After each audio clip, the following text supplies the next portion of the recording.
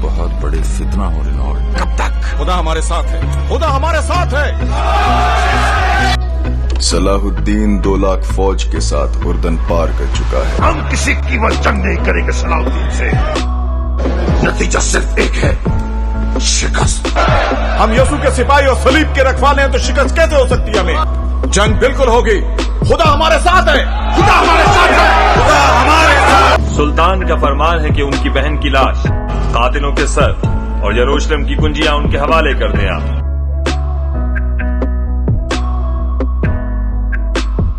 हम मुसलमानों की मौत है।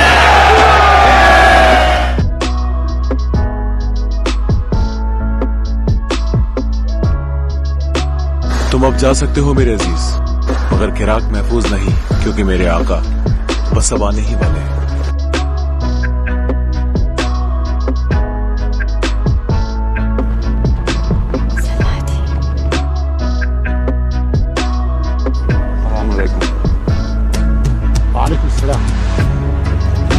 कसम है, इस शहर को लेने की हसरत ही तुम्हारी आखिरी हसरत होगी। आपको शायद याद नहीं, मेरा नाम है सलाहुद्दीन। आपके लिए क्या है यरूशलेम? सब कुछ।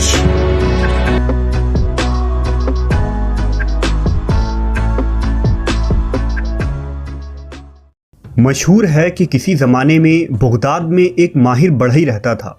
उम्र के आखिरी हिस्से में उसने एक खूबसूरत मिंबर बनाया। जो भी इस मिंबर को देखता उसकी खूबसूरती को देखते हुए दांतों में उंगलियां दबा लेता और फिर उस मिंबर की शोहरत फैलने लगी।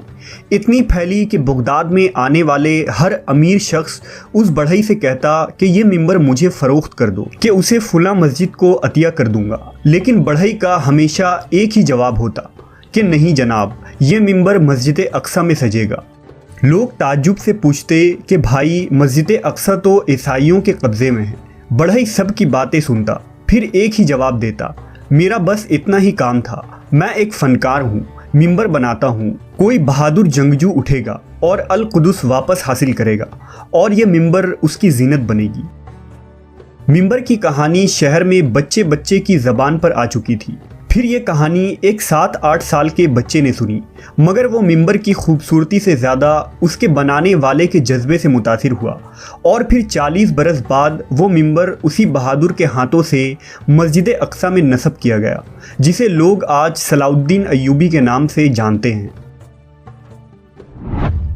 सलाहुद्दीन अय्यूबी की पैदाइश सन 1138 ईस्वी में कुर्दिस्तान में हुई। आप नस्लन कुर्द थे। आपके वालिद का नाम नजमुद्दीन अय्यूब था, जो किला तकरियत के हाकिम थे। सलाहुद्दीन अय्यूबी का बचपन और जवानी की इब्तदाई दौर दमिश्क और बालबक में गुजरा। आपने बालबक के दीनी मदरसों और दमिश्क की जामा मस्जिद में तालीम हासिल की। 25 साल की उम्र तक सुल्तान ने गुमनामी मगर पाकीज़ा और बेदाग ज़िंदगी गुजारी। इब्तदा में सलाहुद्दीन सुल्तान नूरुद्दीन जंगी के यहाँ एक फ़ौजी अफसर थे। सलाहुद्दीन मिस्र को फतह करने वाली फ़ौज का हिस्सा थे। इस फ़ौज के सिपा सलार आपके चचा शेर कोह थे। मिस्र फतह हो जाने के बाद सलाहुद्दीन मिस्र के हाकिम मुकर्रर कर दिए गए और 570 हिजरी में उन्होंने यमन भी फतह कर लिया। और फिर नूरुद्दीन जंगी की वफ़ात के बाद सुल्तान सलाहुद्दीन अय्यूबी हुक्मरानी पर फायज हुए। सुल्तान सलाहुद्दीन की ज़िंदगी का मकसद अव्वल यही था कि बैतुल मुक़द्दस को ईसाइयों से आज़ाद कराया जाए। वही बैतुल मुक़द्दस जिसमें रसूल अल्लाह सल्लल्लाहु अलैहि वसल्लम ने तमाम अंबिया कराम की इमामत फरमाई और जहां से आप अर्श तक तशरीफ़ ले गए। दरअसल बैतुल मुक़द्दस तारीख़ी शहर यरूशलेम में मौजूद है, जिसे हज़रत उमर इब्न ख़त्ताब ने 638 ईस्वी में फ़तह किया था। इसके बाद से यरूशलेम इस्लामी सल्तनत में शामिल हो गया। इस्लामी सल्तनत रोज़ बरोज़ मजबूत होती चली गई और यरूशलेम मुस्लिम सकाफ़त और आबादी वाला शहर में तब्दील हो गया। लेकिन मुसलमान खलीफा ने तमाम मजहबों के मानने वालों को बैतुल मुक़द्दस में आकर तवाफ़ और ज़ियारत करने की इजाज़त दे रखी थी और ये भी ऐलान किया गया था कि अगर यहूदी या ईसाई ज़ायरीन यरूशलेम में कुछ दिन क़याम करना चाहें तो उसकी भी उन्हें इजाज़त है। लिहाजा उन्होंने बैतुल मुक़द्दस में गाना बजाना और रक़्स करना शुरू कर दिया। उस वक्त इस्लामी रियासतें सल्जूक तुर्क के हाथों में थी, लिहाजा सल्जूकों ने ईसाइयों से गुजारिश की कि वो बैतुल मुक़द्दस के तक़द्दुस का ख्याल करें और इस मुक़द्दस शहर का एहतराम करें, वरना उनके खिलाफ सख्त इक़दामात उठाए जाएंगे। इसी दौरान एक ईसाई राहिब पीटर ने कुछ मनगढ़ंत कहानियाँ लोगों को सुनाई और ईसाइयों को इस बात का यकीन दिलाया कि मुसलमान उन पर जुल्म और तशद्दुद कर रहे हैं। उसने अपने साथियों के साथ बरतानिया, जर्मनी, इटली, यूनान और तमाम बड़े बड़े यूरोपीय ममालिक का सफ़र किया और ईसाइयों को मुसलमानों के ख़िलाफ़ उकसाया। लिहाजा सन 1095 ईस्वी में ईसाई पॉप ने फ्रांस में एक कॉन्फ्रेंस मुनक़्क़द की, जिसमें ईसाइयों पर जोर दिया गया कि वो उठ खड़े हों और यरूशलेम को मुसलमानों से आज़ाद करवाएं। उन्होंने इस जंग को मुक़द्दस जंग का नाम दिया। इस दौरान तमाम यूरोप में एक अफवाह फैला दी गई कि हज़रत ईसा दोबारा नाजिल होकर ईसाइयों के तमाम मसाइब का ख़ात्मा करेंगे, लेकिन उनका नुज़ूल उसी वक्त होगा जब यरूशलेम का मुक़द्दस शहर मुसलमानों के कब्ज़ा से आज़ाद करा लिया जाए। इस अफवाह ने ईसाइयों के मजहबी जोश में बेपनाह इजाफ़ा कर दिया। ईसाई मजहबी रहनुमाओं ने इस बात को आम किया कि अगर कोई चोर, बदमाश और बद किरदार भी बैतुल मुक़द्दस की ज़ियारत करेगा तो वो जन्नत का मुस्तहक़ होगा। लिहाजा इस अक़ीदे की बिना पर हर तरह के लोग बैतुल मुक़द्दस आना शुरू हो गए। इस जंग में 10 लाख सलीबियों ने हिस्सा लिया, लिहाजा ईसाई फ़ौज जत्थों की शक्ल में यरूशलेम की तरफ बढ़ने लगी। ये लोग जिन रियासतों से भी गुजरते, मज़ीद ईसाई कबीले के लोग उनसे आ मिलते और इस तरह उनकी तादाद बढ़ती चली गई। तकरीबन पूरा यूरोप हथियारों से लेस जोश व खरोश के साथ यरूशलेम की तरफ बढ़ रहा था। जब ये लोग यरूशलेम पहुँचे तो सल्जूक फ़ौज से उनका सामना हुआ, लेकिन 40 दिनों के बाद सल्जूकों ने हथियार डाल दिए। ईसाई हमला आवर यरूशलेम में दाखिल हो गए और मुसलमानों के खून से होली खेली गई। तारीख़ी किताबों के मुताबिक यरूशलेम की गलियाँ टखनों तक खून में डूबी थी। पूरे शहर में मुसलमानों की लाशें बिखरी थी। बर्बरियत का ये आलम था कि मुसलमानों को उनके घरों के छतों से नीचे फेंक दिया जाता और उन्हें ज़िंदा जला दिया जाता था। तारीख़ में ऐसी जुल्म व बर्बरियत कहीं देखने को नहीं मिलती। मस्जिद मुसलमानों के खून और कटी हुई अज़ा से भरी हुई थी। 8 दिनों के उस मुहासरे में तकरीबन 60,000 मुसलमान कत्ल किए गए। शहर को फतह करने के बाद ईसाइयों ने पॉप को ये खबर सुनाई कि हमने शहर फतह कर लिया है और हमने मुसलमानों का ऐसा खून बहाया है कि जब हम हज़रत सुलेमान की इबादत गाह में दाखिल हुए तो हमारे पाँव मुसलमानों के खून में धंसे हुए थे। यरूशलेम पर ईसाइयों के कब्ज़े के बाद पूरी मुस्लिम दुनिया परेशान थी, लेकिन खलीफा इतना कमज़ोर था कि कुछ न कर सकता था। जल्द ही यरूशलेम पर कब्ज़ा करने वाले ईसाई फ़ौज को पूरे यूरोप का सहारा मिल गया और उन्होंने फ़लस्तीन, शाम और उर्दून के इलाकों पर भी कब्ज़ा कर लिया, जहां बेदरीग मुसलमानों का कत्ले आम हुआ, औरतों की असमत दरी की गई और तराबलस में मुसलमानों की उस अजीम लाइब्रेरी को जला दिया गया, जहां फ़लसफ़ा और साइंस के मौज़ूआत पर तकरीबन 19 लाख किताबें मौजूद थीं।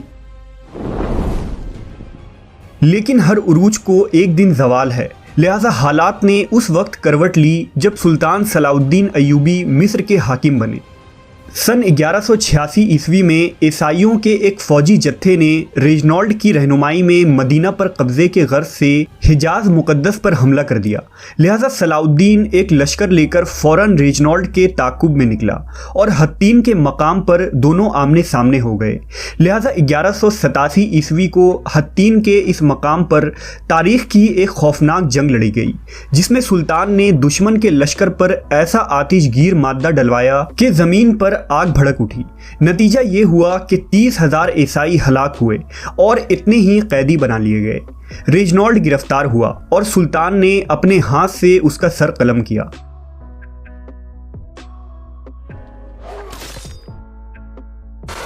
हत्तीन की खबर आग की तरह ईसाई दुनिया में फैल गई और पूरे यूरोप में सलाउद्दीन का खौफ बैठ गया, जिसने मुट्ठी भर लश्कर के जरिया 60,000 ईसाइयों को धूल चटा दिया था। हत्तीन की फतह के बाद सुल्तान ने बैतुल मुक़द्दस की तरफ रुख किया और 1 हफ्तों तक खूनरेज़ जंग के बाद ईसाइयों ने हथियार डाल दिए। बैतुल मुक़द्दस पूरे 91 साल बाद दोबारा मुसलमानों के कब्ज़े में आया, लेकिन फतह के बाद सुल्तान सलाउद्दीन ने कैदियों के साथ मुनस्सिफ़ाना सलूक किया। आपने हर किस्म की लूट मार से लोगों को मना किया, कत्ले आम को रोका, शहर में मौजूद तमाम ईसाइयों को माफ़ी दे दी। रहमदिल सुल्तान ने फिदिया की निहायत ही मामूली रकम मुकर्रर की और जो लोग वो अदा न कर सके उन्हें बग़ैर अदायगी शहर छोड़ने की इजाज़त दे दी गई। सुल्तान ने जिस तरह ईसाइयों और यहूदियों से बर्ताव किया था, इससे उसने मगरिब के लोगों के दिल जीत लिए।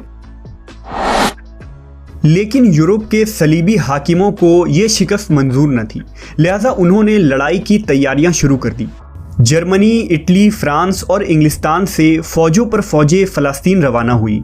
इंग्लिस्तान का बादशाह रिचर्ड शेरदिल 6 लाख फ़ौज लेकर फ़लस्तीन पहुंच गया। मसीही दुनिया ने इससे पहले इस कदर लातादाद फ़ौज अभी तक फराहिम न की थी। ये अज़ीमुश्शान फ़ौज अक्का के बंदरगाह पर खड़ा था। उन्होंने अक्का को फतह कर लिया। अक्का की फतह के बाद सलीबियों ने फ़लस्तीन के बंदरगाह अस्कलान का रुख किया, जहां सुल्तान सलाउद्दीन अयूबी से उनका 12 मरतबा मुकाबला हुआ। इस मुकाबले में सुल्तान ने जवामर्दी और बहादुरी की मिसालें पेश की, लेकिन चूंकि किसी भी मुसलमान हुकूमत या ख़ासकर खलीफा बगदाद से कोई मदद न पहुंची, लिहाजा सुल्तान को पीछे हटना पड़ा। इस दौरान में सुल्तान ने बैतुल मुक़द्दस की तैयारियां मुकम्मल की, क्योंकि अब सलीबियों का अगला निशाना बैतुल मुक़द्दस था।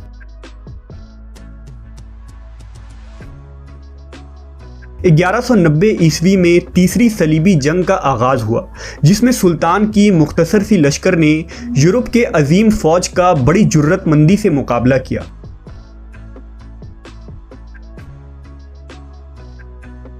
जब फतह की कोई उम्मीद बाकी न रही तो सलीबियों ने आखिरकार सुलह की दरख्वास्त की।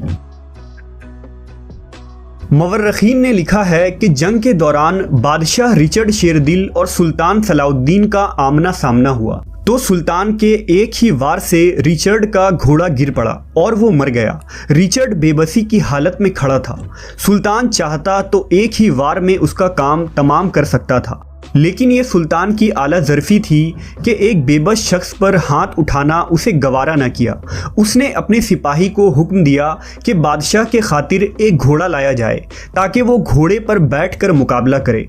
सुल्तान की इस फयाजी और रहमदिली से रिचर्ड इतना मुतासिर हुआ कि उसने लड़ने से ही इनकार कर दिया। लिहाजा रिचर्ड और सलाउद्दीन के दरमियान मुआहदा तय पाया, जिसके मुताबिक बैतुल मुक़द्दस मुसलमानों के कब्ज़े में रहा।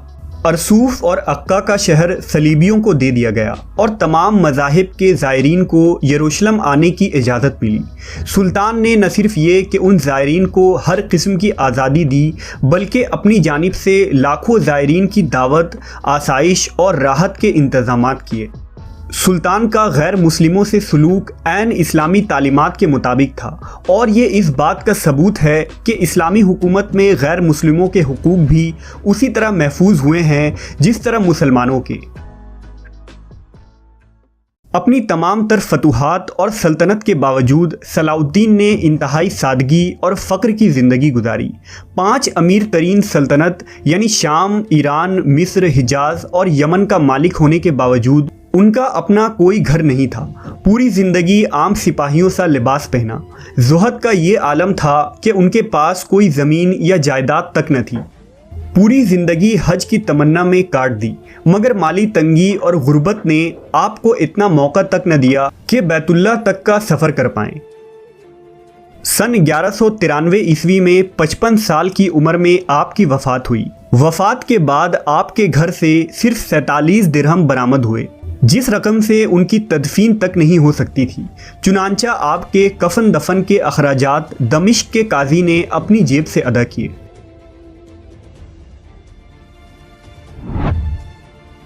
आज वही सरजमीन शाम और सरजमीन कुदस जहां पर मुसलमानों पर मजालिम के पहाड़ तोड़े जा रहे हैं, ये सरजमीन आज फिर से इधर उधर नज़र दौड़ाकर किसी सलाउद्दीन अयूबी का इंतज़ार कर रही है। तमाम उम्मीदों के बावजूद भी किसी सुल्तान की आमद दिखाई नहीं देती।